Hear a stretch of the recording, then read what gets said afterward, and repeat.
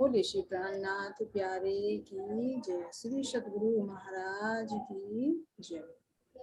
बंदो सतगुरु चरण को करुष प्रेम करना, अशुभ हरण मंगल देव चंद्र जीना। श्री प्राणनाथ सतगुरु परम विनय करो प्रणाम। विकट कपाट श्री राम रतन सतगुरु मेरे पाठो सकल कले। चरणों में गुरु वंदन करो परवेश। श्री प्राणनाथ निज मूलपति श्री मेहराज सुना। तेज कुंवर श्यामा युगल को पल पल करो प्रणाम। पल पल करो प्रणाम। बोले श्री प्राणनाथ प्यारे की जय। श्री सतगुरु महाराज की जय। प्रणाम सुंदर साथ जी। प्रणाम जी सुंदर साथ जी। आज कहीं के बारे में चर्चा चलेगी हमारी मानव देह के बारे में, है ना। पीछे आदि नारायण के चारों शरीरों का हो गया। फिर उनके जो स्थूल शरीर है 14 अंग है, 14 लोग ब्रह्मांड से, उनका भी वर्णन हुआ। फिर इस भूमंडल का भी देखा। अब देखना है इस मानव तन का कि इसकी विशेषता क्या है और ये किन किन तत्वों से मिलकर बना है। जो महाराज जी ने चौपाइयों में कई जगह इसका वर्णन किया है कि भाई कहीं पर 5 तत्व, फिर 5 से 5 में मिले तो 25 हो गए, 25 प्रकृतियों का वर्णन है। कहीं पर हमारी नाड़ियों का वर्णन है। तो इसमें से इससे संबंधित जो भी सुंदर साथ को पता है उसके बारे में सब सुंदर साथ अपने अपने विचार व्यक्त करेंगे जो भी महाराज जी की चौपाई में से मिला है। ठीक है, तो मैं तो एक चौपाई बोलूंगी जो प्रकाश हिंदुस्तानी की है कि 5-25 जो उल्टे होए बैठे दुश्मन रे, सो नेहचल घर में बैठा के कौन कर देवे सीधे सजन।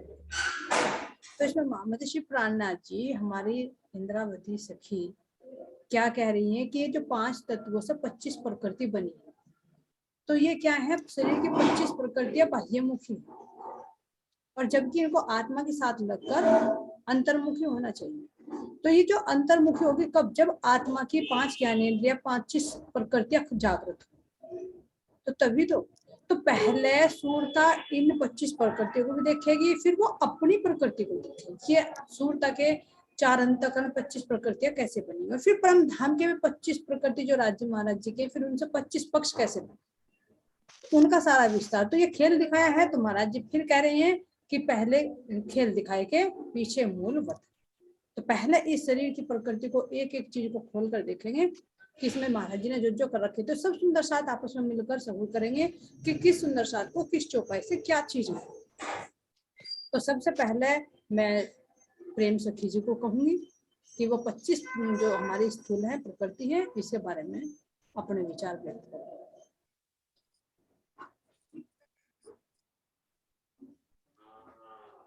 महाराज की जय। हाँ जी,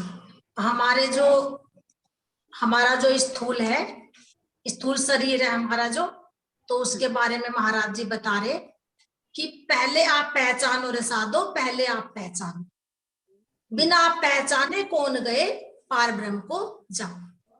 यानी कि हमें पहले अपने जो ये स्थूल है, सबसे पहले हमें इसके बारे में पता होना बहुत जरूरी है कि किस चीज से बना है।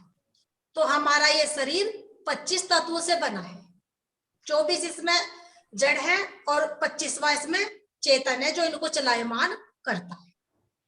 5 तन्मात्राएं, रूप, रस, गंध, स्पर्श। 5 तन्मात्राओं से ही हमारे 5 तत्व बनते हैं। 5 हमारे शरीर में ज्ञान इंद्रियां हैं। आंख है, कान है, नाक है, जीभ है, हाथ है, पैर है। कानों के देवता दिक्पाल, नाक के देवता अश्वनी कुमार, जीभ के वरुण, हाथ के हाथों से हम लेना देना करते हैं, पैरों के विष्णु है, हाथों के इंद्र है, तो इनके देवता हो गए ये। अब 5 तन्मात्र ज्ञान इंद्रिया हो गई, 5 कर्म इंद्रिया हो गई, 5 कर्म इंद्रिया है जो हमारी, 5 कर्म इंद्रिया और जी 4 अंतःकरण, मन, चित्त, बुद्धि और अहंकार। तो मन के देवता तो है तो ये ब्रह्मा जी, नारद जी, वो नारद, और मन के देवता तो है नारद, और बुद्धि के देवता है विष्णु जी, ब्रह्मा जी। ओ आज तो कोई बात नहीं, कोई बात नहीं, कोई बात नहीं, नर्वस आराम से बोलो, कोई बात नहीं। हाँ जी, तो मन के देवता तो नारद है, बुद्धि के ब्रह्मा जी है, चित्त के विष्णु है, और अहंकार के ये रुद्र है। तो ये हमारे 4 अंतःकरण हो गए। 25वां इसमें चेतन है जो इन्हें चलायमान करता है। तो ये हमारे शरीर में 25 तत्व है।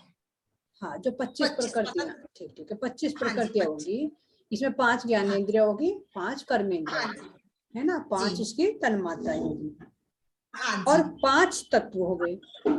हाँ जी, 5 तत्व भी बताओ कौन कौन से 5 तत्व?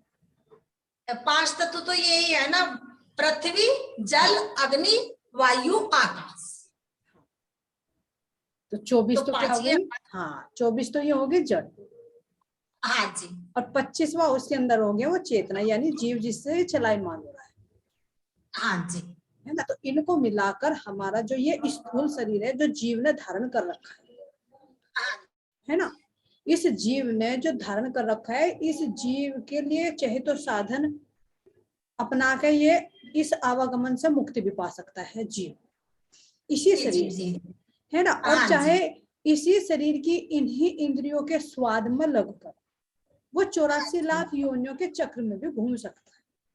हाँ जी, है ना, जो कल भी वर्षन चला है कि मानव तन, मानव देह का क्या महत्व है, जिसके लिए देवता भी तरसते।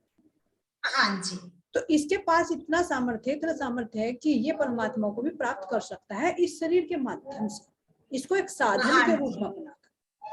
हाँ जी, है ना, तो इसीलिए कह रहे चाहे तो इनको उल्टी दिशा में चला लो और चाहे इनको सीधी दिशा में, लेकिन कब? जब जीव जागृत हो जाएगा। और जीव जागृत कब होगा? जब सतगुरु महाराज जी के शरण में जाएगा और उस परमात्मा के ज्ञान को प्राप्त करेगा। बिना ज्ञान के नहीं जा सकता, खाली शरीर से कर्म कांड करता रहे नहीं जा पाएगा। तो ये हमारा जो दिखाई दे रहा है 25 तत्वों का जो स्थूल शरीर है, तो इसमें चेतना को कैसे अनुभव अलग करेगा? चेतना अपने आप को, जीव अपने आप को इस शरीर से कैसे अलग करेगा? कि मान लो ये कह रहे कि मेरा एक पूरा शरीर बन गया इसको मिला के, तो अंदर कहने वाला चेतना कैसे है? देखो उसका प्रैक्टिकल आप बोल सकते हो, तो आप बताइए कि इसका प्रैक्टिकल कैसे करें हम, कि मतलब ये मेरा शरीर नहीं है, मैं अलग हूँ। इस चेतना को और इस 24 जड़ प्रकृति को अलग कैसे प्रैक्टिकल में देखो, इसके बारे में थोड़ा सा प्रैक्टिकल बताओ। जी, तो इसको तो हम ऐसे देखते हैं जैसे हम इस जीव को ज्ञान मिला, ये सतगुरु की शरण में आया, तो ये जो जीव इस शरीर के चक्कर में इस संसार से जुड़ा हुआ था, रिश्तेदारों से, अपने बच्चों से, अपने पति से, तो इस तरह का इसने पसारा फैला रखा था यहाँ पे।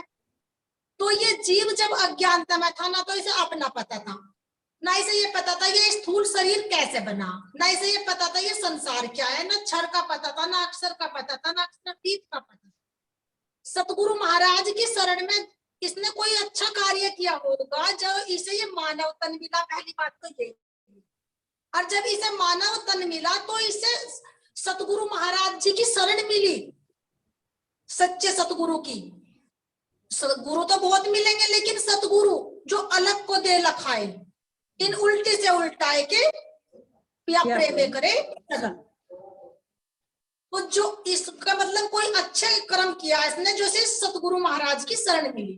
तो अब ये जीव इस शरीर को देख रहा, दृष्टा बन के, जो इसमें फंसा हुआ, इस सतगुरु महाराज की शरण में आने की वजह से ये मतलब समझ गया, अज्ञानता इसकी हट गई। तो अब ये इन 24 प्रकृतियों के बारे में भी जान गया कि ये क्या है, इनसे मिलकर ये मतलब इस मोह माया के जाल में जो फंसा हुआ था, कैसे लगा हुआ था, ये कौन है, तो इसे मतलब पूरा ज्ञान करा दिया तो गुरु महाराज जी ने। तो इसलिए चेतना ऐसे इस शरीर से अपने आप को अलग देख समझने लगी कि ये तू नहीं है। हाँ, ये अब दृष्टा बन गई कर्ता से। बिल्कुल बिल्कुल। और जो जीव है अंदर, तो जीव कैसे देखेगा कि मान लीजिए जब कैसे कह रहे हैं कि मान लो मेरी आंख है ना, प्रैक्टिकल में मेरा मुंह, मेरा हाथ, मेरा पैर, तो मेरा कहने वाला अलग और ये प्रकृति अलग हुई ना। मैं तो नहीं कह रही कि मैं हाथ हूँ, मैं पैर हूँ। जैसे अभी आपने 24 प्रकृतियां गिनवाई हैं, कहते हैं कि मेरा मन आज परेशान है ना, इसकी बुद्धि बहुत तेज है ना, आज मेरा चित्त परेशान है ना। तो ये इनको देखना, मेरे कहने वाला ये 24वां चेतन है, 25वां, ये 25वां चेतन है यार, जो 24 प्रकृति, इनको ये मेरा कहते हैं, यानी ये जड़ है। इसको प्रैक्टिकल में देख सकते हैं कि मैं ये नहीं हूँ। और जब जड़ और चेतन, जब जड़ और चेतन अलग होते हैं तो तब भी पता रहता है कि ये शरीर अलग हट जाता है और इसके अंदर से वो चेतना निकल जाती है। हाँ जी, तो महाराज जी ने बताया कि जो जड़ और चेतन की गांठ लगी हुई थी, तो ये अब समझ गए, ये खुल गए। तो अब इसके बाद देखते हैं कि इसके बाद जब ये स्थूल शरीर होता है, अब क्रिया कर रहा तो स्थूल है, 25 प्रकृति से मिला हुआ है। इसके बाद जब मतलब ये चेतना इस शरीर से बाहर निकलती है, तो जो शास्त्र में वर्णन किया गया कि अंगुष्ठ के समान सूक्ष्म शरीर मिलता है, जिसको सूक्ष्म स्वर्ग में जाकर अच्छे कर्मों का फल प्राप्त होता है, और जितने इसके बुरे कर्म होते हैं, धर्मराज के यहाँ पर न्याय होता है, फिर उसको नरक योनियों में डाला जाता है, नरक में। उसको यातना देवी कहा। हाँ, तो जिसको यातना दे कहा, बिल्कुल सही करे। तो अब इसमें ये प्रश्न आता है कि मान लीजिए जब हमारा शरीर यहाँ से छूट गया है जी, सूक्ष्म शरीर इसके अंदर से निकला, तो वो सूक्ष्म शरीर ही सुख भोगता है और दुख भोगता है। तो वो सूक्ष्म मन से सूक्ष्म किए गए कर्मों का, शुभ कर्मों का या बुरे कर्मों का फल होता है, चाहे उसे स्वर्ग में मिले चाहे वो नरक में मिले। तो वो जो हमारे जो शरीर से चेतना निकलती है तो वो सूक्ष्म शरीर को लेकर निकलती है।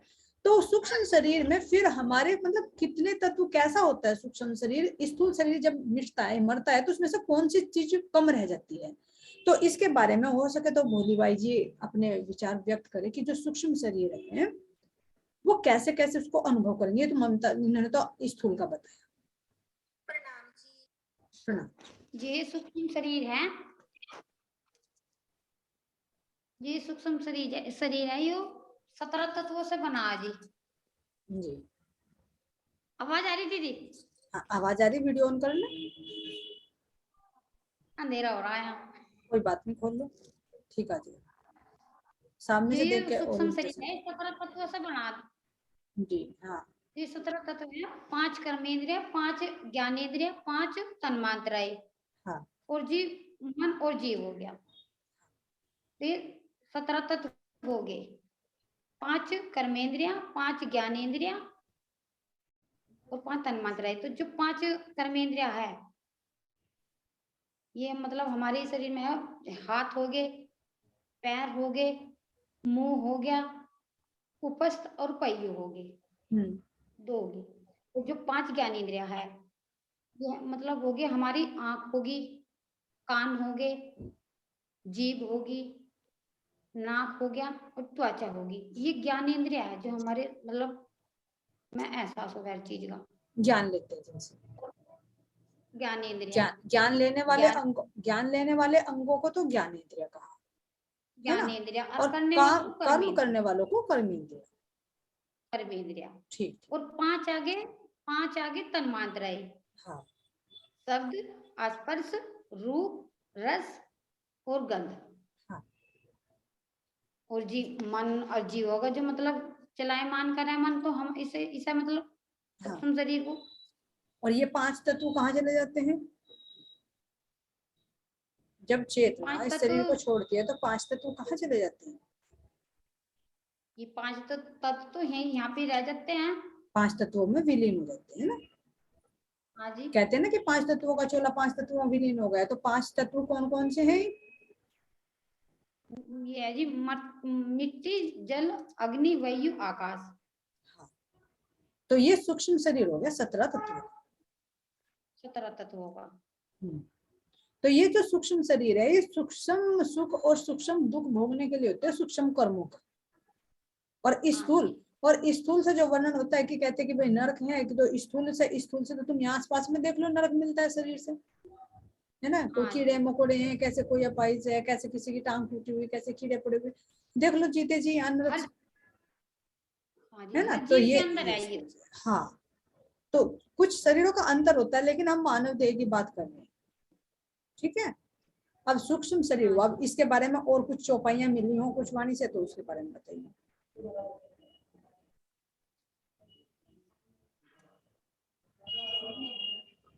और चौपाई में कुछ मिला वाणी में? चलो कोई बात नहीं। अब इसके बाद हमारा ये स्थूल शरीर हो गया, क्योंकि एक ही शरीर के अंदर 4 शरीर होते हैं ना, तो स्थूल हो गया जो हमारा 25 तत्वों का है, जो प्रेम से किसी ने बताया है। सूक्ष्म शरीर हुआ जो बोली से किसी ने बताया है। अब तीसरा आता है कारण शरीर। तो कारण शरीर के बारे में हो सके तो ये आनंदी सखी जी बताएं। आलू सखी जी। चलो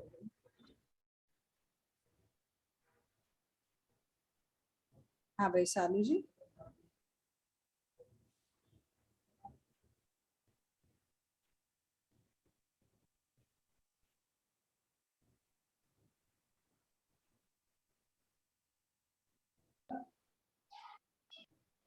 सालू जी भाई अपनी तरफ से म्यूट कर लो, ठीक है। और भाई हाँ 10 मैसेज आ गया, 10 मिनट रह रही है। अब जिसका नंबर आ जाएगा बोल लेना आराम से, कोई बात नहीं। इसको दोबारा कनेक्ट कर लेना, जिसके रह रहे हैं दोबारा ले लेंगे, ठीक है। ध्यान रखना, जिस सुंदर साथ के रहेंगे ना प्रश्न, इसको दोबारा से कनेक्ट कर लो, अभी मिलूंगी मैं, ठीक है। मैसेज आ गया, इसमें चालू कर दिया अब आपको, ठीक है। देखो जी 2 तो अंक होगी हमारी। रुको 1 मिनट।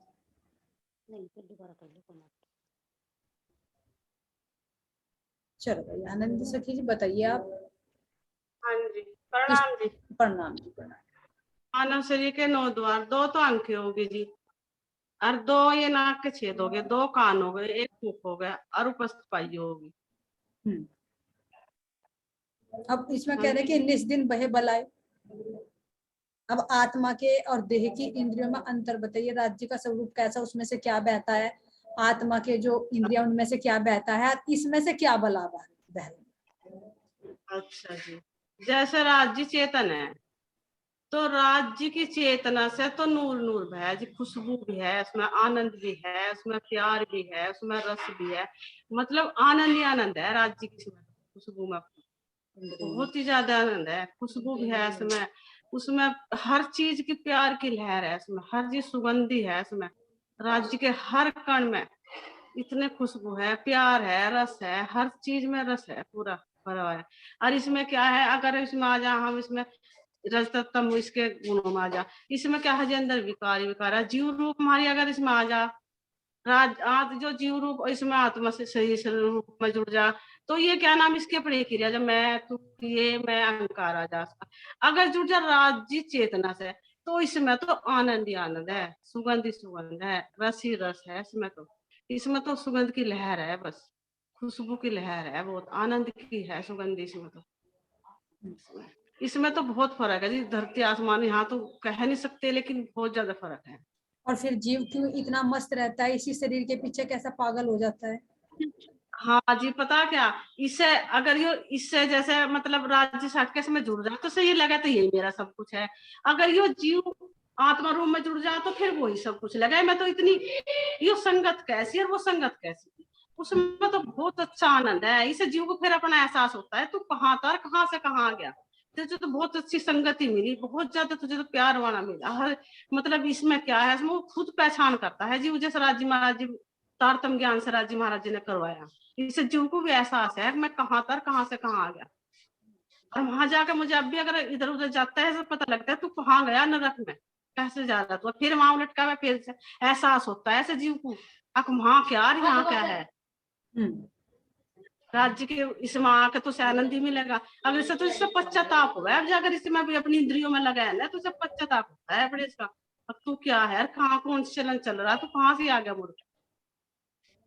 लेकिन इसे जब पता लग गया, अगर मैं जिसकी संगति में, तो मैं वही मेरा सब कुछ है, वही मेरे मुक्ति है, मेरा वही सब कुछ है। मुझे यहाँ तो मैं था सब कुछ, लेकिन उसी में मेरा सब कुछ है, वही मुझे सब कुछ मिलना, उसके साथ ही जाके मिलना, आत्मा के साथ में। इसे वही संगति, लेकिन इसे फर्क लग गया अपनी इंद्रियों में और आत्मा में, इसे इतना एहसास हो गया, सब पता लग गया।